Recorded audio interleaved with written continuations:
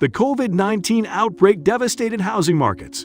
Renters have fallen behind to escape eviction and pay off obligations. Missed payments threaten the nation's affordable housing supply. Owner-occupied housing prices have climbed as supply has declined. Join us as we estimate how this recession will affect the availability of affordable housing. What data shows? Affordable housing.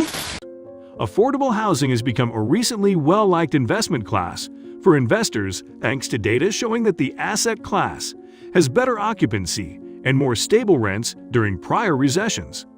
According to Jonathan Niel, President and Chief Investment Officer of KIMC, in prior recessions, we have seen rents more steady in affordable housing. Historically, LIHTC had higher occupancy and more minor credit loss during recessions. During the Great Financial Crisis, market rate occupancy was 91%, while LIHTC occupancy was 97%. During a recession, the cost of affordable housing is often 3 to 6% higher, which causes a gap in occupancy. Affordable housing is typically a secure harbor for value preservation and revenue production because rents are more consistent. With this data and insights, what are the repercussions on housing? We'll find out shortly. However, the pattern will be tested in the coming months because this recession doesn't seem familiar. According to Niel, the housing market is a little different because tenants in inexpensive housing are more likely to be unemployed. That was true during previous recessions, but today we're not talking about staff cuts because they cannot work. Clearly, this has a significant influence on the affordable renter base. Decline of real estate. Both domestic and foreign investors kept pouring money into the real estate market in the years preceding the recession. Credit was given to home buyers without sufficient risk management. Rising property prices and cheap credit, combined with increasing subprime mortgages, significantly contributed to the Great Recession. Lenders provide hazardous borrowers with subprime mortgages and financial products with wildly different conditions. Someone who is a dangerous borrower may have a poor credit history, unstable income, and a high debt-to-income ratio. In addition, second home buyers frequently use subprime mortgages to finance their purchases. Actually, lenders targeted these home buyers deliberately for subprime mortgages. Getting to the end, we'll highlight some relief measures that can be taken to counter all these. Additionally, the interest rates on subprime mortgages are frequently adjustable.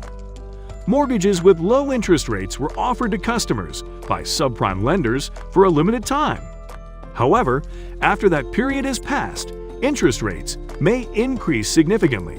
From 1998 to 2001, for example, the average interest rate for subprime mortgages was up to 3.7 percentage points higher than regular mortgages. The housing market's repercussions. Many people lost their houses due to the subprime mortgage meltdown, and the aftermath led to economic stagnation. The value of Americans' houses fell well below the amount they had borrowed, and subprime interest rates skyrocketed, putting them in financial peril. Subscribe to our video to get to know when next we upload videos on current events. In some regions of the nation, monthly mortgage payments nearly doubled. Most of the time, defaulting on mortgage loans was preferable to paying more for a home whose value had drastically decreased. Home building consequently experienced a severe drop, limiting the availability of new homes for a continually expanding population. A seller's market was developed in the real estate sector due to the low supply and high demand. Home prices rose as more individuals competing for fewer available properties. Lessons from past recessions. December 2007 to June 2009 saw the height of the Great Recession. However, two crucial indicators, housing prices and homeownership rates, indicate that the housing market has worsened for some time. During the early and mid-2000s housing boom, spurred partly by extensive expansion of mortgage availability and eased underwriting requirements, homeownership rates reached record highs. Homeownership rates fell precipitously in each of the 6 metro areas included in this analysis due to the foreclosure crisis that started the Great Recession, typically reaching a low point around 2014, or about 5 years after the recession was declared to have finished. While not all metro areas have recovered to their pre-Great Recession heights, Most have seen homeownership increase by several percentage points since its lowest end, except Los Angeles. Similar trends can be seen in housing pricing. Okay, that's not good. That's not good! During the Great Recession, prices fell dramatically, followed by several years of slight decreases. While the 6 metro regions' timeframe of the decline and recovery varied somewhat, most places did not have a discernible price recovery until 2013. Relief measures.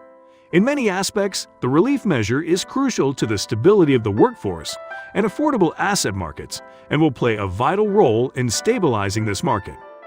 Needell asserts that those receiving direct payments will gain from the legislation passed by Congress. You're looking at a $3,400 payout for a family of 4. The administration has discussed doing this on numerous occasions, if necessary. That is more than 3 months' worth of rent. In this particular situation, it has become crucial to ensure the stability of affordable housing. By offering health and safety tools and financial advice for the relief benefits, KIMC is also educating tenants during this uncertain period. To help all tenants understand how to shelter in place and adhere to CDC's recommendations, we are sending resources to them, adds Needell. When this is over, we'll take comparable action regarding the advantages.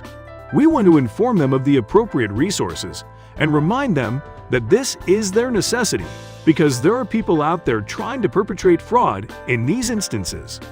The latter will assist tenants through this challenging time and help KIMC avoid losing rent. According to Needell, an eviction holiday could present a moral hazard, and legislators and property owners are responsible for defining the purpose of the funds. Rents will eventually become due without eviction protection, and tenants must maintain good credit if they want to switch apartments. Thank you very much for watching. We hope to see you next time.